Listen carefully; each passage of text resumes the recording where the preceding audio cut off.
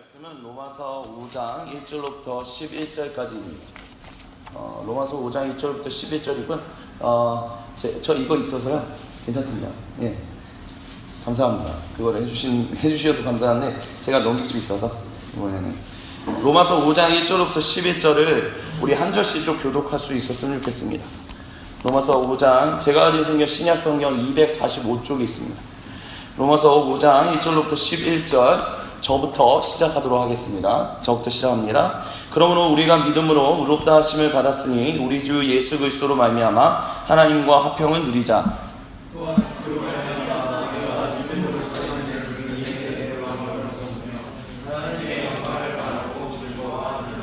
다만 이뿐 아니라 우리가 환난 중에도 즐거워하나니 이는 환난은 인내를,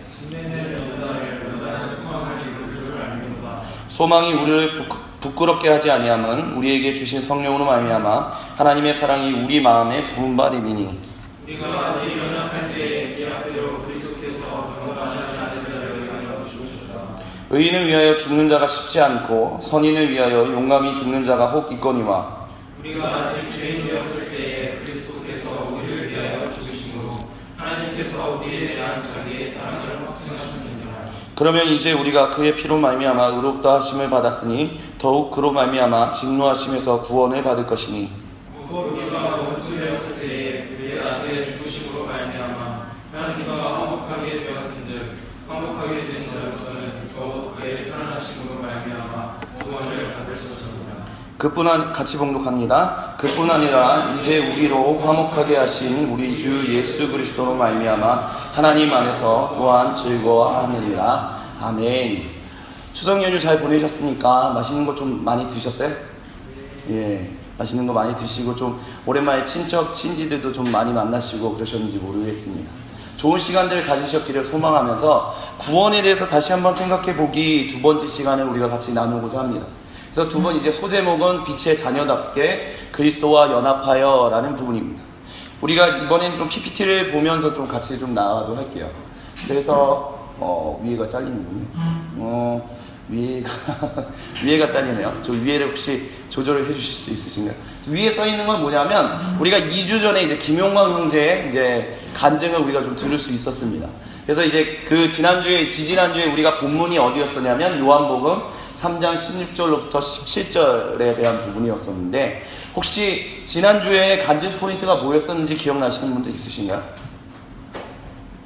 간증? 지지난주죠. 지지난주에 했던 용어들 중에 제가 좀 몇 가지만 뽑아봤는데 첫 번째는 그 용광 형제가 얘기했던 것 중에 하나가 동굴이다라는 용어를 쓴 적이 있었습니다. 자기가 동굴 가운데 있었다. 그러니까 어둠 가운데 있어서 어디로 가야 할지 모르겠다. 어떤 그런 삶의 그런 것이 있었다라는 얘기를 하면서 동굴이라는 용어를 좀 썼었고요. 그러면서 하나님이 이제 그리스도께서 그 동굴에 있는 어둠에서 빛으로 인도하셨다. 뭐 이런 얘기들도 했었어요. 그리고 이런 얘기들. 근데 동굴이라든지 어둠에서 빛이라는 이런 단어들은 그때 설교 본문, 2주 전의 설교 본문이었던 요한복음 3장 16절에서 17절과 밀접한 연관을 가지고 있습니다. 그래서 그때 2주 전에 제가 5분 동안 짧게 설교를 할 때 김용광 형제가 얘기할 부분들이 우리가 요한복음 3장 16절, 17절에서 나올 수 있는 이야기들과 밀접한 관련이 있고 그것이 우리의 구원과 주님이 우리에게 베푸시는 그리스도교가 얘기하는 구원과 밀접한 연관이 있다라는 얘기를 했었습니다. 그럼 도대체 무슨 밀접한 연관이 있느냐? 그것은 바로 요한복음 3장 16절부터 17절이 가지고 있는 배경과 연관해서 말씀을 드릴 수 있을 거예요. 자, 요한복음 3장 16절 17절에 그 이야기가 나온 것이 무엇입니까? 하나님이 세상을 사랑하사 독생자를 주셨으니 이 본문이 이 얘기가 나온 배경이 뭐였는가? 예수님과 니고데모 그리고 밤중의 대화, 그 대화에서 예수님이 이와 같은 얘기를 했다라는 것이 요한복음 3장 16절에서 17절의 배경이다라는 것입니다. 가려지는군요. 다음번에 좀 잘 해야겠군요. 사도요한이 제가 읽어드릴게요. 사도요한은 한밤에 찾아온 니고데모와 예수님의 대화를 활용해 동굴, 그러니까 김용광 형제가 2주 전에 간증했던 그 용어 중에서 상징적인 이미지들이죠. 동굴과 어둠, 그리고 빛 등이라는 용어들을 사용하면서 그것을 통해서 우리에게 주고자 하시는 어떤 메시지들을 연결했어요. 그리고 그것이 무엇과 연관이 되냐면 그 당시에 유행했던 플라톤 철학이랑 하고 연관이 된다라고 사도 요한이 얘기했다라고 말씀드릴 수 있을 것입니다. 참고로 이거는 다윗 형제는 아마 다시 한번 기억하실 거예요. 왜냐하면 우리가 같이 한번 그 구원에 대해서 한번 할 때 그때 언급했던 것들이기 때문에 아마 리마인딩이 되는 게 아마 있을 거라고 생각합니다. 그 동굴이라는 게 뭐냐? 플라톤이 얘기했을 때 플라톤은 언제적에 살았던 사람인가 했을 때 주전 3세기경에서 4세기경에서 3세기경에 살았던 사람이다라고 얘기할 수 있어요. 그래서 이렇게 동굴이 있습니다. 그래서 여기 보면 여기 사람들이 지금 있어요. 이 사람들을 가리켜서 담임 목사님이 보통 많이 쓰시는 단어 중에 하나는 자연인이라는 단어가 나와요. 자연인이라는 용어가 어디서부터 나오냐면 플라톤으로부터 나옵니다. 그래서 저 동굴 안에 있는 사람들은 자연인이에요. 저 동굴 안에 있는 사람들은 근데 오직 저 벽면만 볼 수 있어요. 그 묶여 있는 거죠. 뒤를 돌아볼 수도 없고 다른 데로 옴짝달싹 할 수도 없어요. 오직 벽면만 볼 수 있게 돼 있다는 거예요. 근데 저 바깥으로부터 빛이 들어와요. 그래서 특별히 저기 이제 그 난로 이제 뭐라고 그럴까요? 횃불이 이제 타고 있는데 그걸 통해서 어떤 사람들이 들고 있는 이미지들이 투영되고 있다는 거죠. 그래서 이 벽면만 보고 있는 이 자연인이라는 사람들은 그 이미지들을 봐요. 그래서 그 이미지를 보면서 무슨 생각을 가지냐면 내가 바라보고 있는 동굴 벽면 그 안쪽이 다가 아니구나, 뭔가가 있구나 라는 것을 깨닫게 된다는 거예요. 그러면서 벗어나게 되면서 이제 갑자기 그 족쇄에서 벗어나게 돼요. 그 빛으로 인해서 족쇄를 이 족쇄를 풀고 내가 뭔가 다른 세상에 있는 것을 바라보며 나아가야겠다라는 생각을 하면서 올라가게 되는데, 여러분 갑자기 어두운 가운데 있었다가 빛을 보게 되면 누구나 눈을 아프게 됩니다. 그 빛을 바로 이렇게 눈을 뜰 수가 없다는 거죠. 적응하는 데 시간이 걸린다는 거죠. 그래서 그 사람들이 처음에는 이 동굴을 벗어나려다가 그 빛 때문에 너무 눈이 아파서 다시 돌아가는 사람들도 있어요. 하지만 그렇게 끊임없이 계속해서 내가 지금 바라보고 있는 그 현상으로서의 세계뿐만이 아니라 다른 세계가 있구나라는 그것을 갈망하게 되는 사람들은 그 눈이 아픈 것을 계속해서 참음으로 인해서 앞으로 나아가게 돼요. 그래서 궁극적으로 어떻게 되냐면 동굴에서 벗어나서 진짜 참세계, 진짜 제대로 된 세계를 바라보게 된다. 이것이 바로 플라톤이 얘기했던 동굴의 비유였었습니다. 그럼 이 동굴의 비유가 하는 얘기가 무엇이냐? 플라톤은 이 세상의 자연, 그러니까 우리가 보고 있는 그냥 물질이라는 거지. 그냥 우리가 이렇게 눈으로 보고 있는 모든 것들이 어떤 현상을 통해서 우리는 참된 실제, 그러니까 본질로서 진짜 제대로 된 세계, 참 세계라는 그것의 모형만을 볼 수 있다라고 얘기를 해요. 그래서 이 세상의 자연, 물질 또는 현상 이렇게 있는 것들은 그저 악한 것은 아니지만 사람이 뜻을 품고 살아야 하는 어떤 참된 본질을 담아내는 데 있어서 필연적인 한계가 있다라고 얘기를 해요. 그래서 뭐라고 얘기하냐면 플라톤은 우리가 지금 바라보고 있는 이 세계가 전부가 아니고 이 세계에 투영되어 있는 무엇인가를 통해서 참되게 우리가 나아가야 하는 그 세계를 발견하고 나아가야 한다라고 얘기를 해요. 그래서 그 본질을 발견하고 그 본질을 탐구하는 것에 대해서 우리 인간이라면 누구나 다 열심을 다해야 한다, 그런 얘기를 했다라는 거예요. 그래서 그와 같은 얘기를 통해서 참된 그 본질을 발견하는 것에 대해서 어떻게 하느냐, 이것을 벗어나게 하는 것, 그것을 도와주는 것이 무엇이냐라고 했을 때 여기 가려져 있지만 그것이 바로 철학이다라고 얘기를 했었어요. 그래서 철학이라는 것은 무엇이냐? 참된 세계, 진짜 제대로 된 세계를 발견하게 해주는, 그것을 도와주는 학문이 철학이다라는 거였었어요. 그러니까 이런 플라톤의 생각 가운데 뭐가 있냐면 우리가 지금 살고 있는 이 세계가 전부가 아니다라는 게 일단 첫 번째로 가지고 있었고, 우리가 무엇인가 도달해야 할, 어딘가로 나아가야 할 참새가 있다라는 얘기를 했다라는 거예요. 그것을 가리켜서 이제 여러분이 도덕 시간이라든지 아니면 철학 시간에 배웠던 단어 중에 하나인 이데아라는 단어가 나와요. 참된 세계로 나아간다는 단어가 거기서 나온다는 거예요. 그걸 도와주는 게 이제 철학이다라는 거죠. 그래서 이런 플라톤 철학이 예수님 당시 1세기로 이렇게 한 몇백 년이, 200~300년이 지나면서 이제 중기 플라톤 사상이라는 것으로 발견이 돼요. 뭐가 되냐면 플라톤은 그러니까 분명히 빛이 있다라는 거예요. 그래서 우리 그 빛을 통해서 우리가 이 세상에서 참된 세계를 바라보게 되는, 그것으로 나아가게끔 도와주는 것이 있는데, 중기 플라톤 철학자들은 그 빛이 무엇이냐라고 했을 때 바로 로고스라는 단어를 썼어요. 로고스라는 단어는 무엇이냐면 말씀이다라는 단어입니다. 그래서 이 중기 플라톤 철학자들은 참된 본질로부터 나오는 그 로고스를 소유한 사람, 그 말씀을 소유한 사람은 동굴을 벗어나서 참된 본질로부터의 삶을 살아갈 수 있다라고요. 이게 1세기에 유대인들이 살고 있던 그 시대의 로마 제국의 가장 주된 사상이었어요. 그렇기 때문에 이 얘기를 통해서 무엇을 알 수 있냐면 바로바로 안 넘어가네요. 그래서 로고스는 그 당시에 예수님이 살고 계시던 1세기 당시에 참된 본질의 삶을 찾아가는 데 있어서 매우 중요한 단어로 인식되고 있었어요. 그래서 이에서 1세기 당시에 살고 있었던 유대인 철학자 중에 한 명인 필로라는 사람이 있거든요. 이 필로라는 사람은 이렇게 얘기를 했어요. 하나님은 세계 창조자이지만 초월자이기 때문에 로고스를 통하여 세계를 창조하고 질서를 확립했다라고 보았다라고 얘기해요. 그래서 바로 이 로고스 사상이 필로의 유일한 철학 사상이다라고 얘기를 하고 있어요. 그래서 유대인들에게 말씀을 강조했던 것, 율법을 강조했던 것, 그 말씀과 율법을 통해서 하나님과의 관계를 더 하나님께로 가까이 나아갈 수 있다라는 세상이 그들이 가지고 있었던 어떤 토라라는 말씀의 율법과도 연관이 있었지만 이와 같은 그리스 철학으로부터 영향을 받았었다라는 거예요. 그래서 그들은 그 말씀이라는 것을 굉장히 강조했고요. 이것은 초대 그리스도인들과 고대 그리스도인들에게도 그대로 영향을 줘서 말씀을 굉장히 강조하게 되는, 교부들이 말씀을 굉장히 강조하게 되는, 그리고 그 말씀이 곧 성육신하신 하나님이신 예수님이다라는 것까지 연관되는 아주 중요한 영향을 주었다라고 보통 얘기를 합니다. 그래서 사도 요한은 우리가 요한복음 1장에 보면 말씀이 육신이여 우리에게 거하시매 이런 얘기들이 많이 나와요. 그 말씀이 어디서부터 나온 것이냐? 바로 이런 로고스 사상을 어느 정도 영향을 받았다라는 거예요. 이런 로고스 사상을 가지고 로고스가 성육신하 이 땅에 오셨다라고 얘기를 해요. 그래서 그 말씀이신, 성육신하신 말씀이신 그분을 통해서 우리는 참된 하나님, 우리를 이 땅에서 구원해서 참된 생명으로 나아가게끔 하는, 참된 삶으로 나아가게끔 하는 그것을 보여주는 분이 계신데 그분이 바로 예수님이다라고 얘기를 했었다라는 거예요. 그래서 이렇게 사도 요한은 빛이시며 참된 본질, 즉 구원의 생명을 전해주시는 로고스로서의 말씀으로서의 예수님께 찾아온 니고데모를 요한복음 3장에서 대비하고 있어요. 그래서 니고데모는 일종의 사도 요한이 얘기하는 것은 무엇이냐면 동굴에 갇혀 사는 사람이었어요.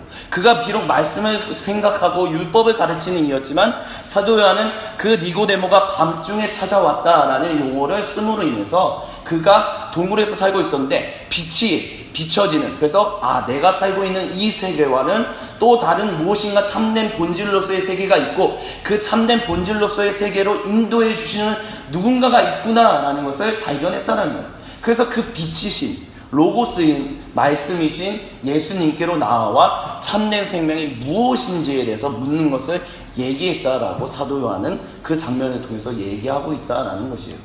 그렇게 해서 사도 요한은 그렇게 빛이시며 말씀이신 예수님께로 나오는 모든 사람들, 그 사람들이 참된 생명, 즉 본질의 삶을 발견하게 된다라는 것을 요한복음을 통해서 끊임없이 강조를 해요. 그리고 니고데모는 그 중에 한 사람이다라고 요한복음 3장에 나오고 있다라는 것이에요.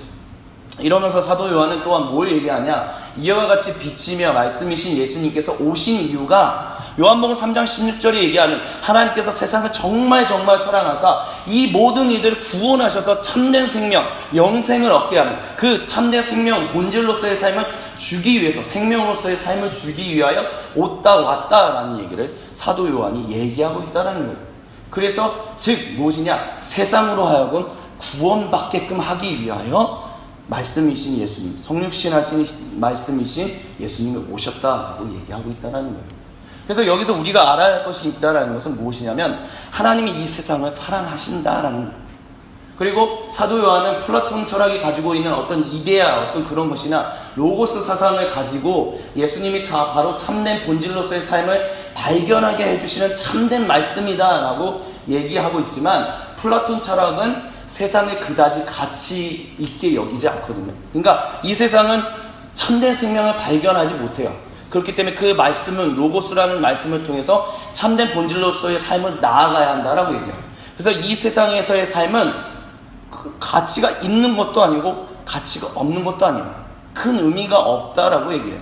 그냥 우리는 이 자연 현상, 그냥 우리가 이 땅에 발을 디디고 있는 이 세상에서의 삶은 참된 본질을 발견하게 하는 어떤 그림자와 같은 어떤 그런 것을 던져주는 것이다 라고 얘기를 해요. 하지만 그것과 다르게 사도 요한은 비록 플라톤 철학이 가지고 있었던 어떤 로고스, 말씀 이런 것들을 가지고 왔지만 그렇지 않다. 이 세상은 정말 중요하다라고 얘기해요. 하나님이 무슨 우리를 여기서 건져주셔서 참 다른 세상으로 옮기게끔 하기 위해서 예수님이 오신 것이 아니라 이 세상이 하나님이 다시 원하시고 기뻐하시는 참된 생명을 가진 그 생명이 꽃피우는 그 풍요로워지는 그 세상으로 다시 회복하시기 위하여 말씀이신 예수님을 보냈다라고 얘기하고 있다는 거예요. 그래서 그 밑에 부분은 뭐라고 얘기하냐면 그래서 하나님은 이 땅이 완전히 회복되어야 한다라고 얘기했어요. 그것을 위해서 예수님이 오셨다는 거예요. 그것이 바로 그리스도교가 얘기하는 구원이다라고 얘기를 하고 있습니다. 그래서 그리스도교는 항상 이 땅에서의 하나님의 형상을 가졌었으나 창조 때 타락으로 인해서 잃어버렸던 사람들의 회복과 그 회복된 사람들을 통한 이 망가져버려 있는 이 세상이 다시 완전히 회복되는 구원을 이야기해 왔었어요. 그래서 이 세상을 통하여 다른 세상으로 간다는 등의 예수 천당 불신지옥, 예수님 믿으면 천국 가고 예수님 믿지 않으면 지옥 간다, 이런 식의 구원에 대한 얘기들은 적어도 초대 그리스도인들은 가지고 있지 않았었다라는 것을 여러분 우리 모두가 좀 기억할 수 있었으면 좋겠습니다. 그래서 이 땅은 다시 한번 강조한다면 하나님께서 긍휼히 여기시며 사랑하시는 곳이다 라는 것이 성경 66권의 가장 항상 변함없이 얘기하는 핵심이에요. 그래서 우리만 구원받는 것이 아니라 구원받은 사람들이 열심히 하나님과 동의하면서 일함으로 인해서 이 땅의 모든 피조물들도 하나님께서 긍휼히 여기시며 사랑하사 변화 회복되기를 원하신다. 그게 어디에 나오냐? 로마서 8장 그 부분에서 나오고 있다. 피조물들이 허무한데 굴복하는 것은 하나님의 아들들이 하나님의 자녀들이 나타나는 것을 소망한다. 그 얘기가 바로 이것을 얘기하고 있다라는 것입니다. 그래서 빨간색으로 얘기했는데 결국 다른 거는 잊어버리더라도 이거 하나만 잊어버리지 않길 소망합니다. 뭐냐? 그리스도교가 말하는 구원은 하나님의 형상을 잃어버린 사람들이 회복되어 그 사람들을 통하여 이 땅이 다시 하나님과 온전하고 풍성한 그 온전한 관계를 맺어 풍성한 열매를 맺는 일이 일어나는 것이다 라는 것이 바로 구원이다 라는 거예요. 그래서 그 이 땅에서 하나님의 사람들이 이 땅에서 무엇인가 잘못되었다는 것을 깨닫고 그 일에 자신이 속해 있는 이 땅이 무엇인가 잘못되어 있는데 나도 그 잘못되어 있는 사람들 중에 하나구나 라는 것을 깨닫고 그것을 알아 하나님 변화되고 하나님께서 원하시는 어떤 장성한 사람으로서 변화되는 것, 그 변화된 삶을 살아가는 것이 바로 구원, 그리스도교가 말하는 구원이다라는 얘기를 했다는 거예요. 그렇기 때문에 2주 전에 여러분에게 나눠드렸던 소그룹 나눔의 도움서에서 그리고 오늘 나눠드렸던 이번 주에 나눠드렸던 소그룹 나눔의 도움서에서 거기에 나오는 게 무슨 얘기가 있나요? 변화된 사람들의 이야기가 있잖아요. 초대 한국교회에서 하나님의 복음을 받아들이기 위해서 변화된 인사람들의 이야기. 그게 왜 그런 얘기를 썼느냐? 그들은 뭔가 내가 잘못되어 있었구나. 근데 그 말씀을 받아들임으로 인하여서 예수님을 받아들임으로 인해서 삶이 바뀌었어요. 그 바뀐 삶으로 인해서 고난당하도 그것을 기쁨으로 살았다라는 것을 얘기했다는 거죠. 그게 바로 구원이다라는 것을 말씀드리기 위해서 소그룹 나눔을 돕는 도움서에 그와 같은 이야기가, 즉 완전히 다른 삶, 이 땅의 회복을 위하여 하나님께 순종했던, 목숨을 다하여 순종했던 사람들의 이야기가 나오고 있다라는 거예요. 그것 때문에 여러분에게 그 도움서를 드렸다라는 것입니다. 그래서 다시 한번 정리를 한다면 이와 같은 모든 구원을 베푸신 분이 누구이신가? 바로 나사렛 출신의 그리스도 예수님이다라는 거예요. 예수님이 오신 목적은 이것이었다라고 얘기할 수 있습니다. 성경 말씀에 다음과 같은 부분이 있습니다. 제가 한번 읽어드릴게요. 아버지여, 아버지께서 내 안에, 내가 아버지 안에 있는 것 같이 그들도 다 하나가 되어 우리 안에 있게 하사 세상으로 아버지께서 나를 보내신 것을 믿게 하옵소서. 내게 주신 영광을 내가 그들에게 주었사오니 이는 우리가 하나가 된 것 같이 그들도 하나가 되게 하려 함이니이다. 곧 내가 그들 안에 있고 아버지께서 내 안에 계시어 그들로 온전함을 이루어 하나가 되게 하려 함은 아버지께서 나를 보내신 것과 또 나를 사랑하신 같이 그들도 사랑하신 것을 세상으로 알게 하려 함이로소이다 라고 얘기하고 있습니다. 이게 어디냐면 요한복음 17장 21절부터 23절에 나오는 얘기입니다. 그럼 이 얘기가 도대체 무엇이냐? 이 요한복음 17장 21절부터 23절이 얘기하는 이 핵심이 이거예요. 예수님과 아버지 하나님은 하나였다는 것을 강조하고 있어요. 그래서 예수님과 아버지 하나님은 풍성한 교제의 삶, 관계의 삶을 맺고 있었다라고 성경은 계속해서 초대 그리스도인들은 그렇게 얘기를 했었어요. 그리고 그랬기에 예수님은 이 공생의 시간 동안 무슨 일을 하든 간에 하나님의 영광, 어떤 일을 하든 다 하나님의 영광을 위해서 할 수 있었다라고 성경은 얘기합니다. 그리고 예수님은 자신을 믿는 이들, 즉 자신이 죽고 부활함을 믿음으로 말미암아 하나님의 관계가 단절된 것으로부터 나온 모든 죄가 용서받고 내가 의인이 되었다라는 어떤 법정적인 판결을 모든 받은 이들이 하나님과 예수님 안에서 하나님과 참된 선한 관계의 삶을 맺게 된다는 것을 얘기하고 있다고 여기서 얘기하고 있어요. 그러니까 이 일을 위하여 예수님께서는 죽으셨고 부활하셨다는 거예요. 그렇게 구약으로부터 약속된 구원 약속이 성취되었다는 거죠.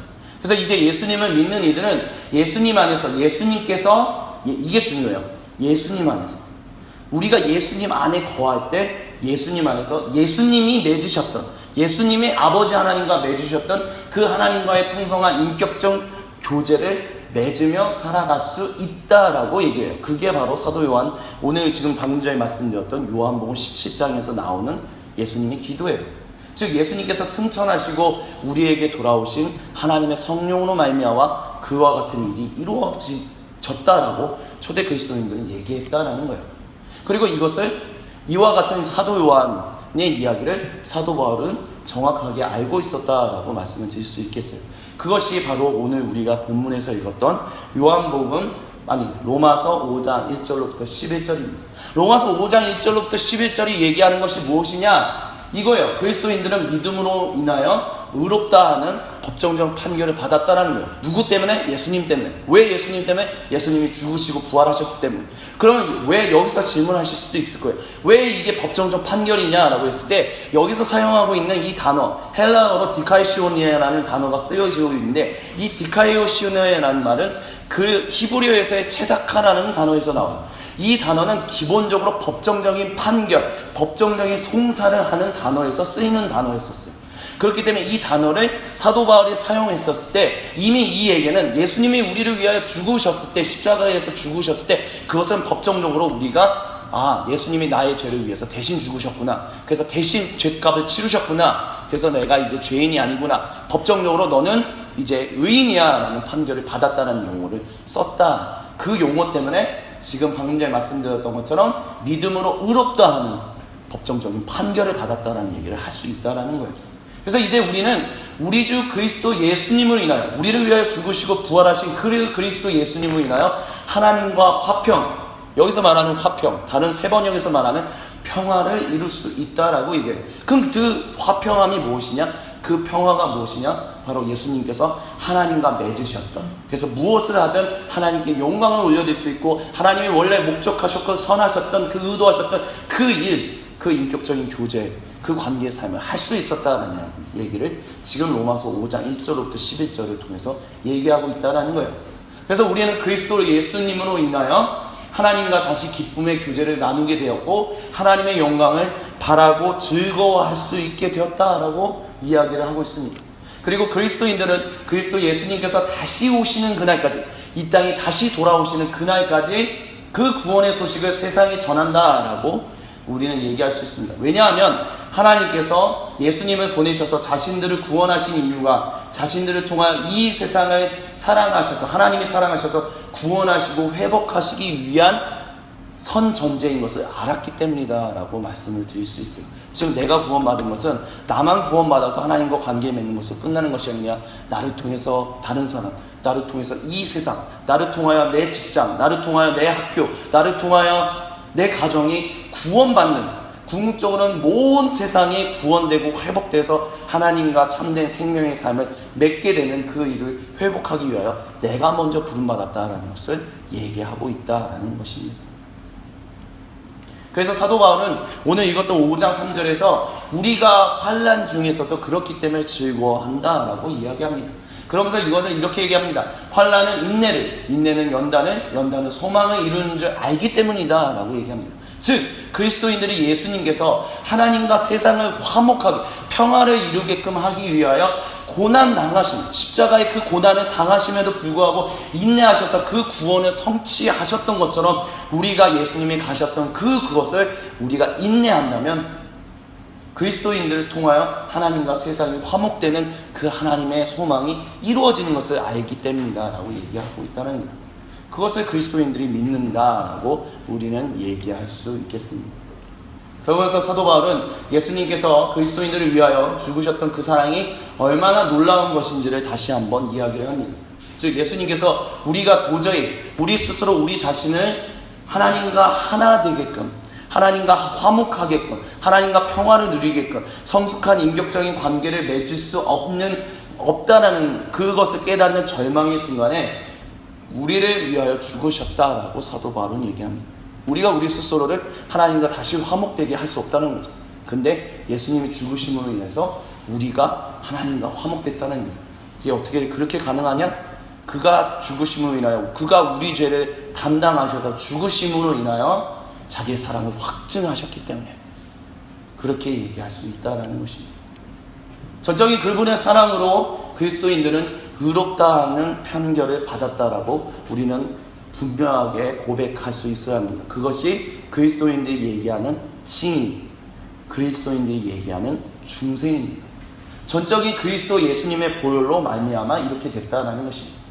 그래서 사도 바울은 그 보혈로 전적인 의롭다는 판결을 받았으니 이제는 우리가 그 판결을 받은 사람들답게 하나님과 평화를 누리며 지낼 수 있는 사람들이 되었다라고 이야기를 하고 있어요.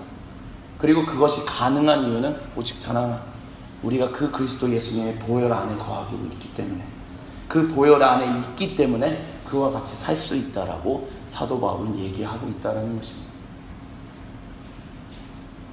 그래서 이것은 우리가 그리스도 예수님과 함께 항상 연합하고 있어야 한다라는 것을 또한 말하고 있는 것입니다. 즉 예수님께서 하나님과 화목한 관계의 삶을 누리셨던 것처럼 우리가 예수님의 보혈 아래에서 예수님께서 하나님과 맺으셨던 화목한 삶을 누릴 수 있다라는 거예요.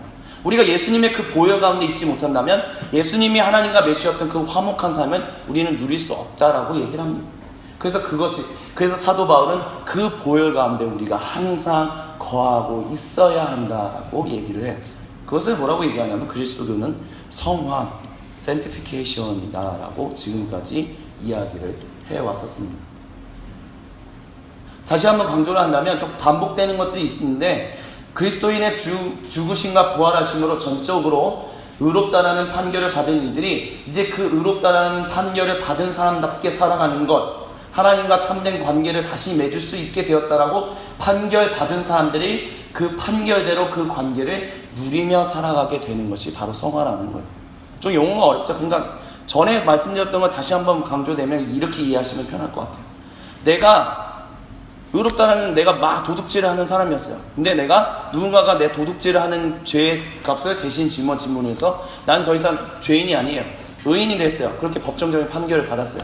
근데 내 안에 아직도 도둑질하던, 그 전에 도둑질하던 그 마음의 습관이 그러면 그 법정적인 판결로 한순간에 없어졌느냐?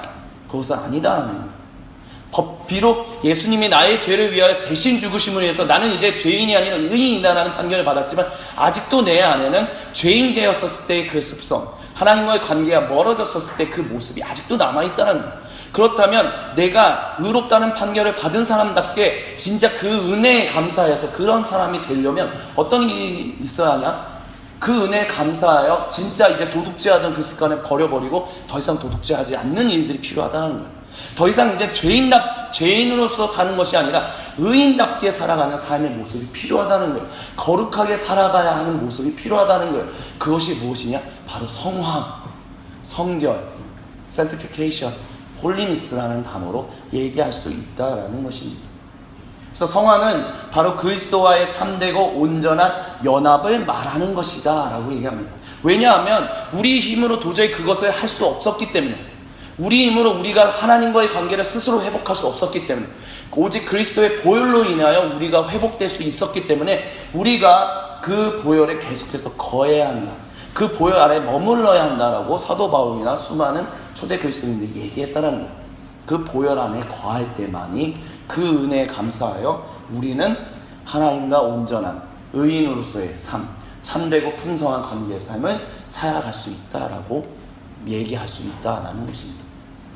그래서 이와 같은 성화에 대해서 칼빈은 다음과 같이 얘기했어요. 우리가 그리스도의 예수님의 보혈 안에 항상 매 순간 매 분초마다 거할 수만 있다면, 그 안에 거하고만 있다면 우리는 항상 매 순간 하나님과 화목한 삶, 진정으로 온전한 삶을 살 수 있는 그런 삶을 살 수 있다라고 얘기했어요. 그것을 뭐라고 얘기하냐면 상태로서의 성화라고 얘기해요.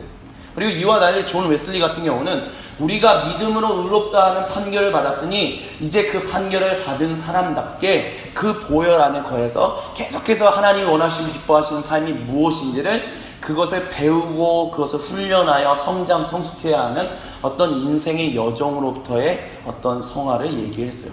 그래서 이걸 가지고 성화에 대해서 칼빈을 믿는 사람들, 칼빈을 이제 중요하다고 생각하는 장로교와 존 웨슬리를 중요하다고 생각하는 감리교와 성령교가 서로 싸워요.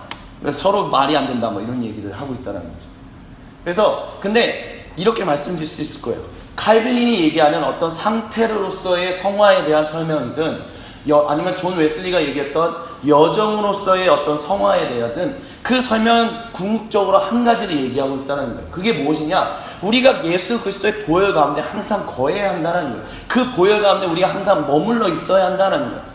그래서 그리스도 예수님께서 하나님과 맺으셨던 풍성한 관계처럼 우리도 하나님과 하나 되어야 한다. 그것을 상태로서든 여정으로서든 성화가, 그것이 바로 성화다라는 것을 얘기하고 있다는 거예요. 그래서 그리스도의 보혈 가운데 항상 거하고 계속해서 더 풍성하게 거할 수만 있다면, 즉 다른 말로 한다면 그 보혈 안에서 우리가 진실로 하나님이 원하시고 기뻐하시는 것이 무엇인지를 배우고 그 뜻대로 훈련하며 영적으로 성장, 성숙하여 그리스도의 장성한 분량에까지 이룰 수 있다면 우리는 예수님이 하나님과 맺으셨던 그 풍성한 관계의 삶처럼 우리도 하나님과 예수님 안에서 풍성한 관계의 삶을 맺을 수 있다라고 성경은 이야기하고 있다라는 것입니다. 그래서 우리는 빛의 자녀답게 그리스도 예수님과 연합된 삶을 살아갈 수 있어야 합니다. 그 일을 위하여 성령 하나님과 말씀의 어떤 조명, 그 가운데서 계속해서 우리가 변화, 성장, 성숙해야 하는 일들이 필요해요. 필수적으로 필요하다라고 얘기할 수 있습니다. 그렇게 함으로 인해서 우리가 그리스도의 장성한 분량에 이르러 변화된 삶을 살 때 이 세상이 하나님의 은혜로 말미암아 더욱더 회복되고 변화되는 일들, 세상이 하나님과 화목되는 진정한 구원이 계속되어 진행되어진다라고 말씀을 드릴 수 있겠습니다. 물론 이 모든 일을 하시는 분은 하나님이세요. 은혜를 베푸시고 구원을 베푸시는 분은 전적인 하나님이 하시는 일입니다. 근데 하나님은 우리를 초청하셔서 우리와 함께 일하기를 원하신다라는 것, 그것이 성경이 이야기하고 있다는 것을 우리가 좀 잊지 않을 수 있었으면 좋겠습니다. 그래서 결론을 짓다면 그리스도와 그리스도 예수님과 연합된 삶을 위하여 우리에게는 어떤 영적인 훈련이 필요합니다. 그래서 이번 주에 나눠드렸던 그 소그룹 나눔을 위한 도움서 맨 마지막 부분에 나타나 있는 영적인 훈련, 월화수목금토일에 뭐 이렇게 읽고 이거를 한번 했으면, 그런 내용들이 있는 이유가 무엇이냐면 바로 이런 영적인 훈련이 우리의 삶 가운데서 매일매일 있어야 한다는 것을 말씀드리기 위해서 그 도움서에 그 부분이 있다라는 것입니다. 이렇게 월요일부터 토요일까지 우리가 영적 훈련 또는 뭐 그 그리스도교에서 많이 얘기하는 영성 훈련이다라는 그런 것들을 우리가 해나가면서 그리스도 예수님과 항상 그 보혈 안에 거하는, 즉 예수님과 연합되는 삶을 우리가 풍성히 살아갈 수 있기만 된다면 이 세상을 구원하시는 하나님의 일하심에 우리는 자발적으로 순종하게 되며 그 일을 통하여 하나님의 구원이 이 세상에서 펼쳐진다라고 말씀을 드릴 수 있겠어요. 이것이 바로 그리스도교가 말하는 구원의 의미입니다. 이렇게 해서 구원에 대한 얘기를 쭉 2주 전부터 했었던 내용을 쭉 했습니다. 좀 빠르게 훅 쳤는데도 불구하고 벌써 34분이 지났네요. 근데 다른 건 다 잊어버리더라도 이거 하나만 잊지 않으셨으면 좋겠습니다. 그리스도교가 말하는 구원은 그냥 예수님 믿고 잘 되고 그래서 천국을 죽어서 천국 가는 것을 티켓을 딴 것이 아니다라는 거예요. 우리가 하나님과 함께 화목된 삶을 살아가는 것이 구원이에요. 하나님과 화목된 삶을 살아감으로 인해서 이 세상이 하나님과 화목될 수 있기 때문에 하나님이 우리를 먼저 부르셨다라는 것입니다. 그렇게 그 일을 위해서 예수님이 죽으셨고 부활하셨다는 거예요. 그리고 그분이 하늘로 승천하시고 성령님이 우리에게 돌아오심으로 인해서 우리가 하나님과 화목할 수 있게 되었다라고 성경은 얘기해요. 그것이 바로 그리스도교가 말하는 구원이에요. 적어도 초대 그리스도인들은 그래서 그들의 관심은 단 하나였어요. 내가 어떻게 하면 이 힘들고 어려운 이 세상 가운데서 그리스도 예수님과 함께 연합된 삶을 살아갈 수 있을 것입니다. 즉 예수님이 하나님과 맺으셨던 그 생명의 삶은 내가 어떻게 하면 예수님처럼 내가 누리면서 살아갈 수 있을 것인가. 그것이 초대 그리스도인들이 강조했고 가장 닮고 싶었던 핵심이었어요. 예수님을 따르라, 예수님을 닮아간다, 이런 모든 이야기는 그거였다는 거예요. 내가 예수님을 닮을 수만 있다면, 내가 예수님을 따라갈 수만 있다면 예수님이 하나님 성령 그 충만한 가운데서 아버지 하나님과 맺으셨던 그 화목 평화의 삶을 살았던 것처럼 나도 평화의 삶을 살 수 있겠구나.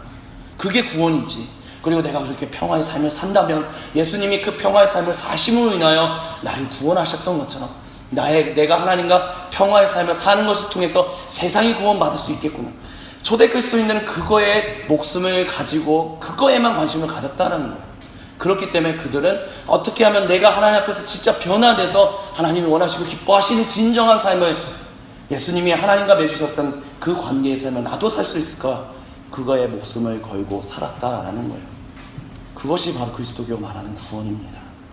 그렇기 때문에 우리가 성경 공부해야 합니다. 기도해야 합니다. 새벽기도 나오십시오. 금요시에 나오십시오. 매 순간순간마다 큐티하십시오. 이런 얘기하는 이유는 그렇게 해야만 우리가 주님을 닮을 수 있기 때문에, 우리가 그렇게 해야만 하나님과 하나 될 수 있기 때문에 그렇게 강조하고 있다는 것입니다. 사랑하는 우리 청년 여러분, 물론 저도 아직 주님과 함께 더 닮아가지만 아직도 깨어져야 할 부분들이 많습니다. 하지만 그렇기 때문에 우리는 멈추지 말고 달려가야 해요. 하나님이 원하시는 그 구원의 의미를 알았기 때문에, 그것이 구원이다라면 우리는 여기에 멈춰 있으면 안 됩니다. 나 교회에서의 삶만 열심히 하고 월요일부터 토요일은 그냥 내 마음대로 살겠지. 그거는 구원이 아니다라고 말씀드릴 수 있겠습니다. 우리가 변화되는 것, 그래서 하나님과 화목되는 것, 그럼으로 인해서 세상이 하나님과 화목되는 것, 그것이 기독교가 말하는 구원이다라는 것을 우리가 잊지 않게 되기를 간절히 소망합니다. 다 같이 기도하시겠습니다.